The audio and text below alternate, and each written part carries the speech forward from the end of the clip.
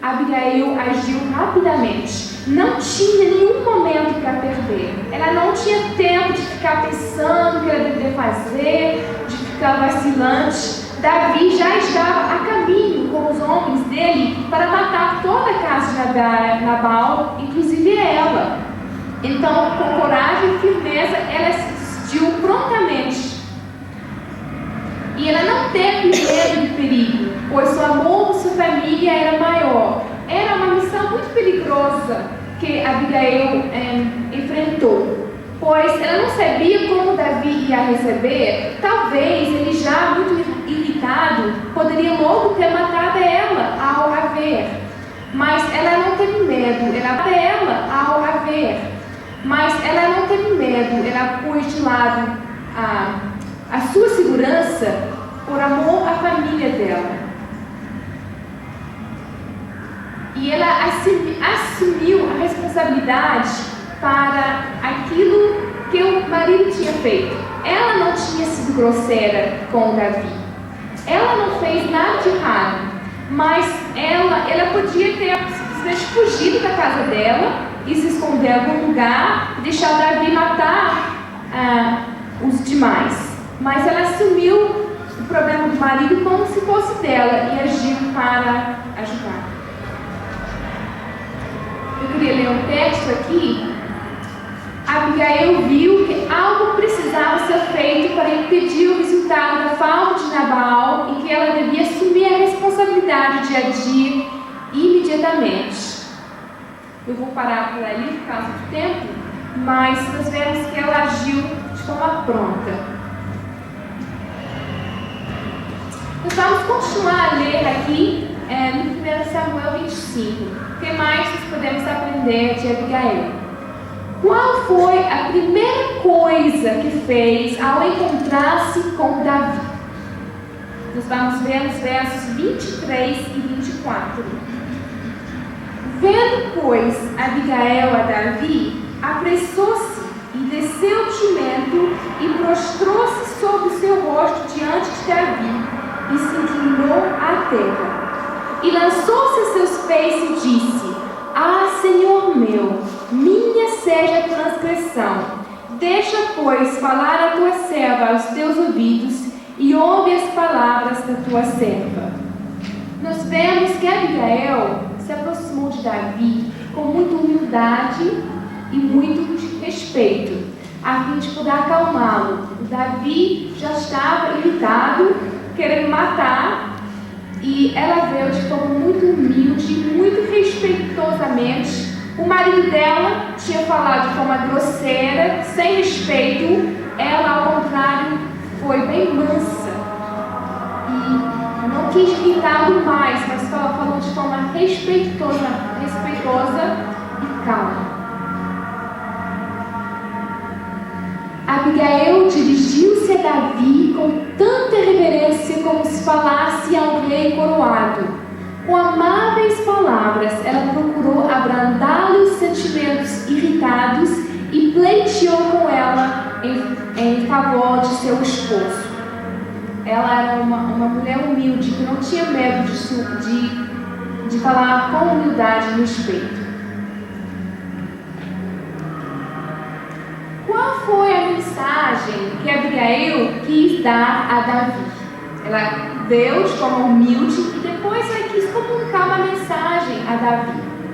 Nós vamos ler o verso 25. Meu Senhor, agora não faça este homem vil, a saber, Nabal, impressão no seu coração, porque tal é ele qual é o seu nome. Nabal, o seu nome, e a loucura está com ele. E eu, tua serva, não vi os moços de meu Senhor que enviaste.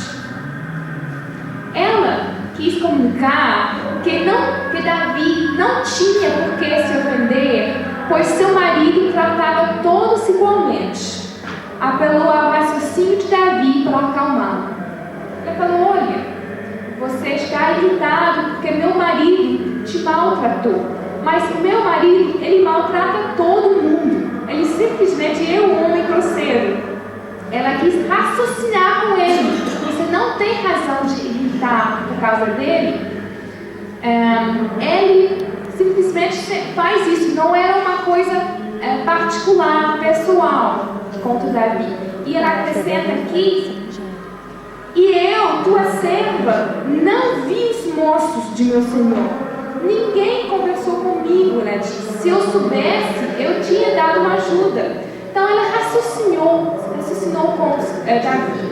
Muitas vezes, nós como mulheres, quando temos um problema para resolver, quando tentamos de comunicar uma mensagem para nosso marido, talvez seja até um colega, o outro homem com quem nós trabalhamos, muitas vezes nós tentamos de usar o lado sentimental em vez do lado lógico.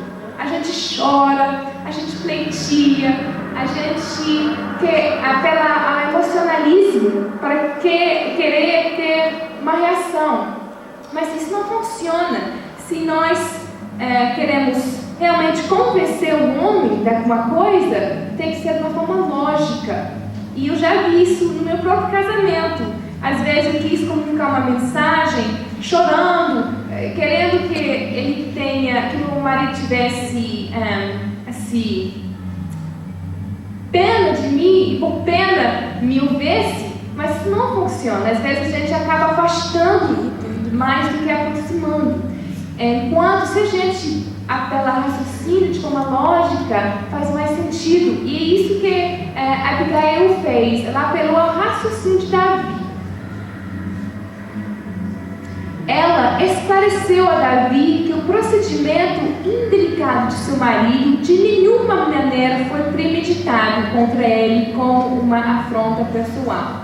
Porque simplesmente Nabal era um homem egoísta, maltratava todo mundo.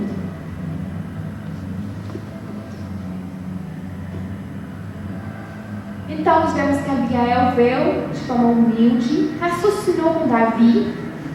E a quem Abigail deu crédito por ter impedido Davi de pecar? Nós vemos no verso seguinte, no verso 26, que Abigail fala as seguintes coisas: agora, pois, meu Senhor, vive o Senhor e vive a tua alma, que o Senhor te impediu de vires com sangue e de que a tua mão te salvasse. E agora, tais quais Nabal sejam os teus inimigos e os que procuram mal contra o meu Senhor.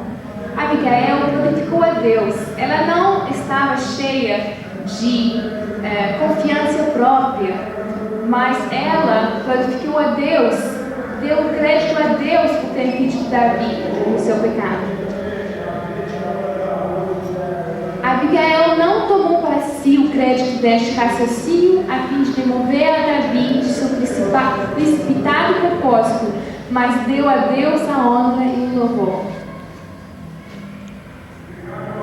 E como Abigail mostrou a Davi que ele estava errado? Nós devemos chegar naquilo que eu acho o ponto mais importante desse estudo. Nós vamos ver que Abigail conseguiu mostrar para Davi que ele estava fazendo a coisa errada. E nós vamos ver nos seguintes versos os passos que ela usou para comunicar aquilo para Davi.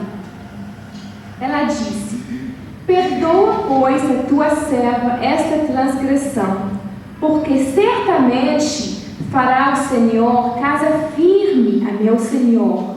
Porque meu Senhor guerreia as guerras do Senhor, e não se tem achado mal em ti por todos os teus dias. E levantando-se algum homem para te perseguir e para procurar a tua morte, contudo a vida do meu Senhor será atada no feixe dos que vivem com o Senhor teu Deus. Porém, a vida de teus inimigos ele arrojará ao longe, como do meio do côncavo de uma funda. E há de ser que, usando o Senhor com o meu Senhor, conforme a tudo bem que já tem falado de ti, e te houver estabelecido príncipe sobre Israel, então meu Senhor não te será por tropeço, nem por pesar no coração, o sangue que sem causa derramaste, nem tampouco por ter se vingado o meu Senhor a si mesmo, E quando o Senhor fizer bem a meu Senhor, lembra-te então da tua serva. Abigail apresentou de forma sutil aquilo que Davi deveria estar fazendo. O que Davi estava fazendo? Ele foi ofendido para aquilo que Nabal tinha falado e ele foi para se vingar. Mas não era aquilo o propósito de Deus para Davi. Davi não chamou Deus para se vingar a si mesmo. Davi tinha um propósito muito mais alto do que aquilo. Ele deveria zelar para Deus e não para si mesmo. Ela diz aqui: porque meu Senhor guerreia as guerras do Senhor. Ele estava para ele estar batalhando para Deus e não para si mesmo. Ele devia confiar no Senhor para o defender. Se alguém, por acaso, chegasse a ofender Davi, como Nabal o tinha feito, não era para Davi se defender a si mesmo, mas esperar no Senhor, pois a própria palavra de Deus diz que a vingança é minha. E se Davi se controlasse de não matar Nabal e a família dele naquele momento, ele ia não ter mais tarde remorso daquilo que tinha feito. Imagina se ele tivesse ido lá com raiva, matado a Nabal e toda a casa dele, e mais tarde realizava aquele erro que tinha feito. Poxa, eu não confio no Senhor. Era para eu ter esperado nele. Era para eu não me defender a mim mesmo. E ele ia ter que se arrepender, teria aquele pesar na mente dele. Mas ela falou para ele, Abigail conseguiu raciocinar com ele, de ver o perigo que ele estava perto de fazer. Abigail apresentou uma inferência à conduta que Davi deveria adotar.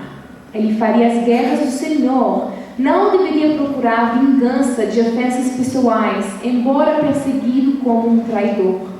Então, ela sabia que no fundo do coração de Davi ele queria fazer o certo. Então ela apresentou o caminho certo como aquilo que ele mesmo queria fazer. Você quer defender o Senhor e não se defender a si mesmo. É aquilo que despertou em Davi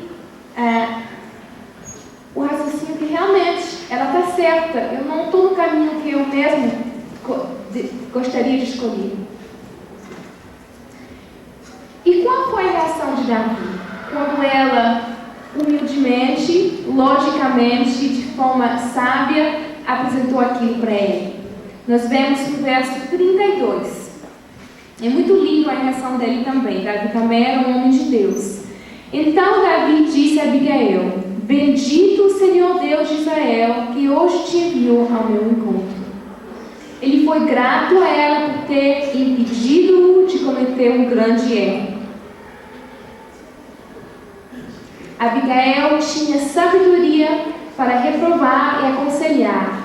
A paixão de Davi esvaziou-se sob o poder de sua influência e raciocínio.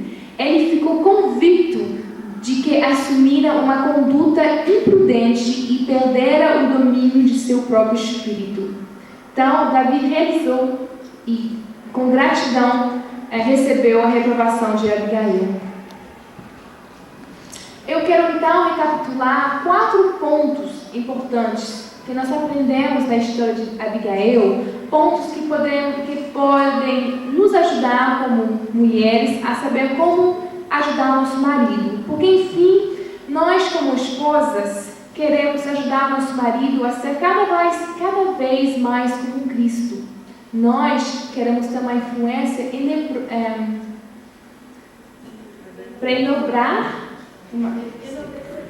enobrecedora em cima de nossos esposos. Nós queremos ajudá-los a ficar cada dia mais homens de Deus. Então, a primeira coisa é que em qualquer situação nós devemos falar com respeito e humildade. Uma palavra branda é sempre a melhor forma de comunicar. E nós queremos ser lógica e apelar ao raciocínio, lembrando que não é com emocionalismo, não é com sentimento, com choro e grito que nós vamos ajudar nossos esposos, nós queremos raciocinar com eles de acordo com o caminho íntegro que nós queremos que eles andassem. E nós devemos sempre dar o crédito a Deus e não a nós mesmos, né? Não ficar cheio de confiança própria, mas com humildade, confiar em Deus e dar crédito a Ele para tudo. E nós devemos, não dá para ler aqui, mas apresentar o caminho certo como aquilo que Ele mesmo quer fazer. Eu não vou ajudar meu esposo se eu falo, por exemplo, se é para ele fazer tal coisa, se eu falar, você não sabia que era aquilo que você tinha que fazer? Você não vê que aquilo é obviamente aquilo que você deveria fazer? Não, aquilo logo ofende e vai afastar. Você sabe, se eu falo, eu sei que você quer fazer aquilo, eu sei que aquilo é seu desejo. Já a gente dá ajuda a nossa esposa a poder receber a correção de forma melhor. Eu queria só sublinhar uma lição rapidinho também que nós aprendemos de Davi. Por que Davi quis mal a Nabal? Por que ele quis matar a Nabal? No verso 21 e 22 diz que Davi fala as seguintes palavras no coração dele: na verdade, que em vão tenho guardado tudo quanto este tem no deserto, e nada lhe faltou de tudo quanto tem, e ele me paga o mal por bem. Assim faça Deus aos inimigos de Davi, e outro tanto, se o deixar até amanhã de tudo que tem, aqui mesmo um menino. Ele sentiu que lhe merecia um tratamento melhor de Nabal por ter cuidado dos tosqueadores. Davi fez uma coisa boa e recebeu uma coisa ruim de volta. Então ele se sentiu ofendido. Mas ele não precisava ser ofendido. Este movimento impetuoso estava mais em harmonia com o caráter de Saul do que com o de Davi, o filho de Jessé. Porém, tinha ainda de aprender lições de paciência na escola de aflição. Davi também tinha que aprender a não se ofender tão facilmente, não deixar o ego dele ser ofendido. O que foi especial na maneira de Davi receber a repreensão de Abigail? Eu não vou ler de novo, mas são aqueles mesmos versos que falam de como ele recebeu com gratidão e felicidade aquilo que Abigail falou para ele. Com humilde coração recebeu a repreensão em conformidade com suas próprias palavras. Fira-me o justo, será isso uma benignidade, e repreenda-me, será um excelente óleo. Ele deu graças e louvores, porque ela o aconselhara retamente. Muitos sabem, quando reprovados, julgam ser dignos de elogios, recebem a repreensão sem se tornarem impacientes. Mas quão pouco se recebe reprovação com o coração grato e abençoando aqueles que deram a reprovação. Então, para os homens também, não basta só, tá bom, eu vejo que estou errado, eu vou aceitar, mas com gratidão deve ser aceito e louvar a Deus se vocês têm uma esposa que tenha a habilidade de poder mostrar o caminho certo, o caminho de Deus. Então, para terminar, eu queria ler esse texto. Ele não é completo, mas vamos ler aquilo que está. Oxalá houvesse muitos outros como esta mulher de Israel, que abrandassem os sentimentos errados, obstassem impulsos temerários e que com muita sabedoria ajudassem a seu próximo a seguir os caminhos de Deus. Eu convido todos, tanto homens como mulheres, a passar um tempo lendo esse capítulo, que é 1 de Samuel 25, estudando essa história tão linda que foi nos deixada, com esse exemplo tão claro sobre a maneira que nós devemos lidar. Isso é um exemplo muito prático de o que é uma mulher virtuosa. Eu espero que cada mulher aqui presente nessa sala possam se tornar cada dia mais e mais mulheres virtuosas, que essa magia com sabedoria divina. Que Deus abençoe. Amém. Para concluir, às vezes nós queremos demonstrar amor, mas precisamos aprender a linguagem do amor que as nossas mulheres falam. Então nós vamos analisar o que é amor. De que forma Deus revela seu amor ao homem? A palavra de Deus nos diz em João capítulo 3, verso 16: porque Deus amou o mundo de tal maneira que deu o seu Filho. Então, nós vemos aqui que amar é dar. É o princípio-chave de amor.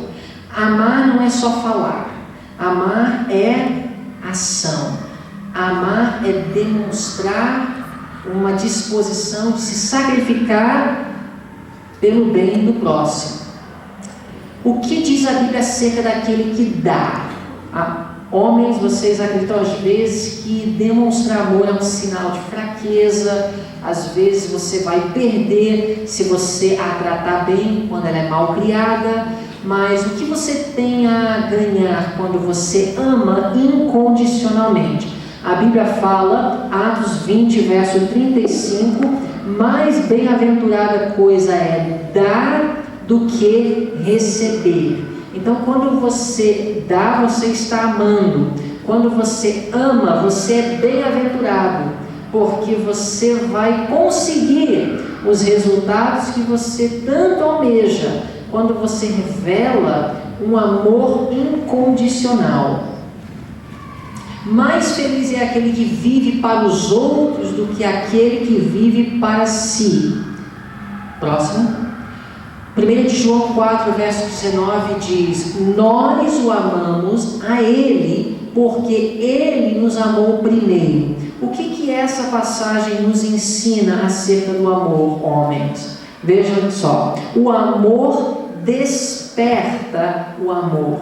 Então você acha que é um sinal de fraqueza? Você acha que ao tratar bem depois de um desempenho mal da parte dela, que você estará de alguma forma perdendo algo, de alguma forma perdendo a batalha, porque ela vai achar que ela está certa se você a tratar bem?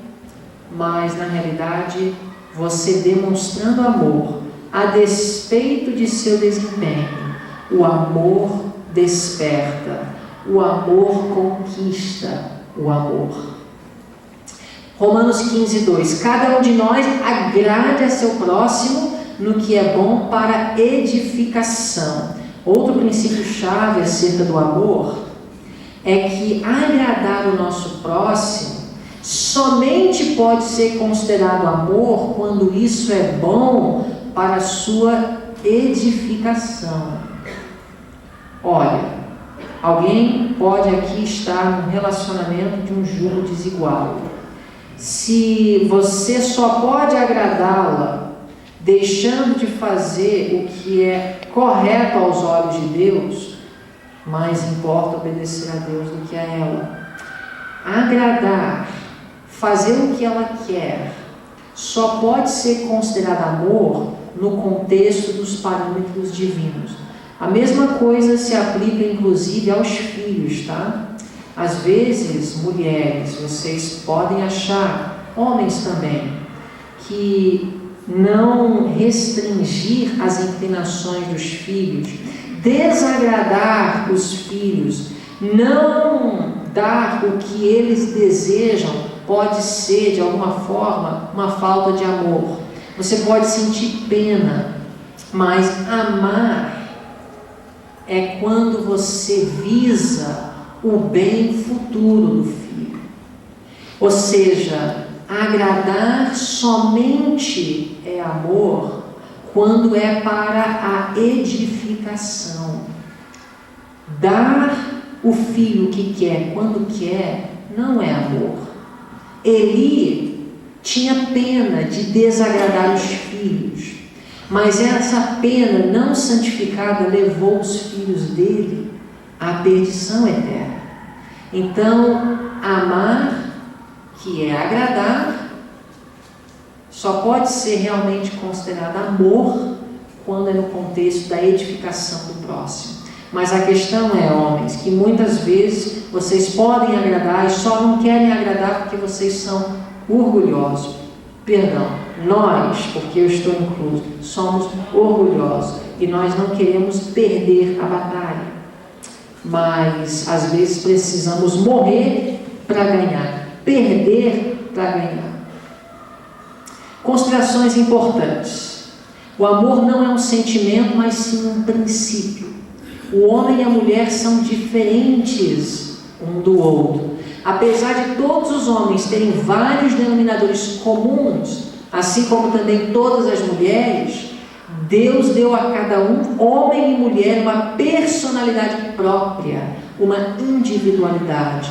E eu digo para os homens, respeitem a individualidade de suas mulheres. Se por acaso ela pensa diferente, pode ser que no final, por você ser o sacerdote do lar, a decisão repousará com você. Mas não a obrigue a pensar em tudo como você pensa, porque ela tem uma individualidade, uma personalidade própria. O verdadeiro amor pode ser expressado de várias formas, então precisamos aprender o que agrada, como ela interpreta o amor. Nós nos sentimos amados de formas diferentes. As mulheres necessitam sentir-se amadas para serem felizes. Isso é uma recapitulação do que nós já falamos. Estamos encerrando. E para terminar, eu quero compartilhar com vocês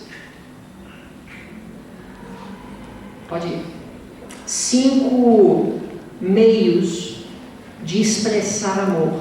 5 maneiras diferentes que talvez as suas esposas entendem o amor ou se sentem amadas. Número 1, dedicação de tempo.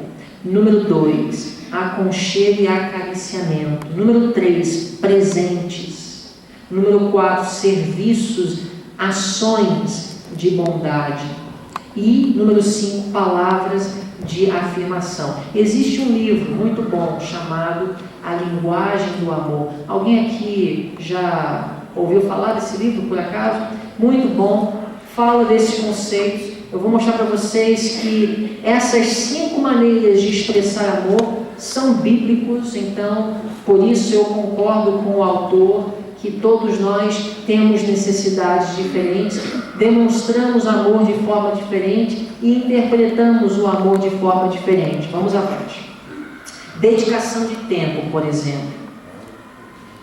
João capítulo 13, verso 23. Ora, um de seus discípulos, falando de João, aquele a quem Jesus amava, estava reclinado no seio de Jesus. Como é que João expressava o seu amor para com Cristo? Estando sempre perto dele. O tempo que ele passava com Cristo era o meio dele expressar o quanto ele amava a Jesus. Também nós temos Lucas 10, 39. E tinha uma irmã chamada Maria. Falando de Marta, tinha uma irmã chamada Maria, a qual, assentando-se também aos pés de Jesus, ouvia a sua palavra. Vocês lembram da história de Marta e Maria? Ambas amavam a Cristo. Ninguém pode dizer que uma amava Jesus mais do que a outra. Mas como é que a Marta estava demonstrando o amor dela? Trabalho. Ela estava arrumando a casa, cozinhando, serviços. Já por sua vez, Maria, ela expressou o seu amor para com Cristo através do tempo. Então tem mulher que quer tempo do seu marido. Tem outra que prefere que ele seja mais ativo, mais ajudante no lar. Há umas passagens que Deus, Ele revela o seu amor para conosco através de toques. E Jesus, movido de grande compaixão, estendeu a mão e tocou. Aqui está falando de um leproso. Quem conhece a situação do leproso na época, os leprosos eram discriminados, eles eram afastados da sociedade e eram vistos como pessoas imundas. E quem sabe quanto tempo já passava desde que esse homem tinha recebido um toque humano.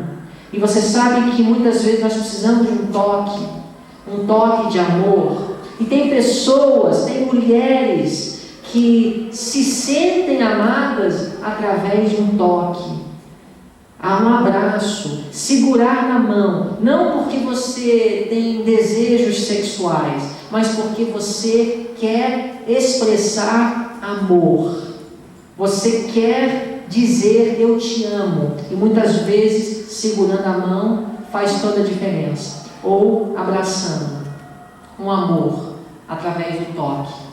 Também nós temos Daniel 8,18 que diz: e estando ele falando comigo, caí adormecido com o rosto em terra, ele porém me tocou e me fez estar em pé. O toque comunica amor. E estando eu, ainda falando na oração, o homem Gabriel, que eu tinha visto na minha visão ao princípio, veio voando rapidamente e tocou-me. Então, toque. Pode ser que a questão dela é o toque.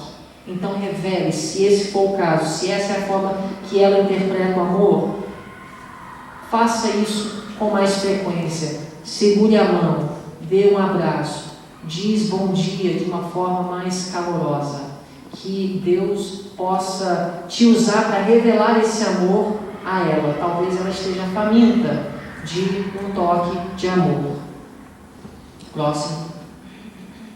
Presentes. Será que é errado dar presentes? E tem mulher que se sente amada através de um presente. Ela precisa receber um cartão, algo especial, não precisa às vezes nem ser muito custoso. Na realidade, se somos cristãos fiéis, vamos ser bons e fiéis mordomos, e a gente não vai requerer presentes extremamente caros, mas é interessante às vezes dizer eu te amo através de um presente. Nós temos na Bíblia isso, Mateus 26, 7 e 10, aproximando-se dele uma mulher, falando de Maria, com um vaso de alabastro, com um unguento de grande valor, e derramou-lhe sobre a cabeça quando ele estava sentado à mesa. Jesus disse-lhes: por que afligis esta mulher? Pois praticou uma boa ação para comigo. Então, Jesus, ele não precisava daquilo, mas ele interpretou amor na ação daquela mulher em gastar seu dinheiro e cuidadosamente escolher algo especial para refletir, revelar seu amor para com Jesus. A pessoa fazer, sabe? A energia e a dedicação que ela revelou no lar, provendo as necessidades da casa, foi a forma que ela soube revelar para mim amor. Então, logicamente, com essa infância, com essa criação, eu trouxe para o meu casamento essas expectativas. Isso é muito frequente. As mulheres vão ter expectativas em relação ao marido baseado no pai. Se o pai foi muito habilidoso, muito prático, sabia fazer tudo em casa, aí ela casa com alguém que nem sabe trocar as lâmpadas, ela vai ter frustrações, ela vai ter decepção, mas é porque ela aprendeu a se sentir amada por uma figura masculina na vida dessa forma. E o marido pode ser diferente, então nós precisamos adaptar às vezes nossas expectativas. Mas homens, a pergunta é: qual é a linguagem de amor da esposa? Porque para mim era serviços de bondade, e eu aprendi que para minha esposa não é tanto varrer o chão ou lavar a louça, apesar de que ela aprecia isso. Não é tanto o fato de eu gastar tanto tempo fora trabalhando para prover as necessidades do lar, mas ela tem outras formas de interpretar o meu amor por ela. Então vamos ver na Bíblia como que algumas pessoas revelaram amor dessa forma. Nós temos Provérbios 31:15 falando de uma mulher virtuosa, levanta-se mesmo à noite para dar de comer aos de casa e distribuir a tarefa das servas. Essa foi a minha mãe. Então eu aprendi a me sentir amado dessa forma. Nós também temos aqui a Marta, Lucas 10, verso 40. Marta, porém, andava distraída em muitos serviços, e respondendo Jesus disse-lhe: Marta, Marta, estás ansiosa e afadigada com muitas coisas. E isso foi um elogio, apesar de que o resto do versículo Jesus fala que ela negligenciou algo mais importante, mas a Marta, ela era uma pessoa amorosa, só que ela revelava o amor dela de um jeito diferente de sua irmã Maria. Isso é bonita. Ela precisa ouvir que ela é valorizada. Tem mulher que interpreta amor dessa forma. Quantos maridos deixam passar meses, talvez anos, sem dizer eu te amo? Era tão fácil dizer isso na fase do namoro, e agora não é tão natural. Bom, mesmo não sendo natural, se essa é a forma que ela interpreta amor, através de palavras de afirmação, palavras bondosas, então façam um esforço, porque pode ser que ela esteja faminta, porque ela não recebe uma palavra de afirmação da sua parte. Continuando. Provérbios 12, 25. A ansiedade no coração deixa o homem abatido, mas uma boa palavra o alegra. Também está escrito em Provérbios 15, 23, o homem se alegra em responder bem. E quão boa é a palavra dita a seu tempo. Isaías capítulo 50, verso 4. O Senhor Deus me deu uma língua erudita, para que eu saiba dizer a seu tempo uma boa palavra ao que está cansado. Então, meus irmãos, eu dou esse conselho, talvez uma palavra àquela que está cansada, não fisicamente, mas emocionalmente, pode fazer toda a diferença. Coisas simples, mas requer muita humildade e sacrifício da nossa parte.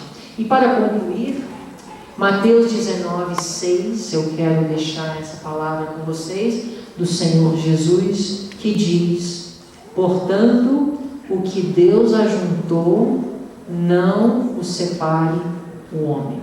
Amém. Possamos fazer um esforço, cada um, os que estão casados especialmente, eu falo, para não deixar o inimigo destruir os nossos lares. A solução está mais perto do que imaginamos. Se você está passando por uma crise no seu casamento, as respostas estão em Deus. E Ele pode reverter qualquer quadro desanimador. E Ele pode fazer toda a diferença. Amém. Nesse momento eu vou convidar minha esposa, que vai cantar uma música. E ao ouvir essa música, eu peço que vocês estejam refletindo nas palavras, e logo depois teremos uma oração especial pelas famílias aqui representadas.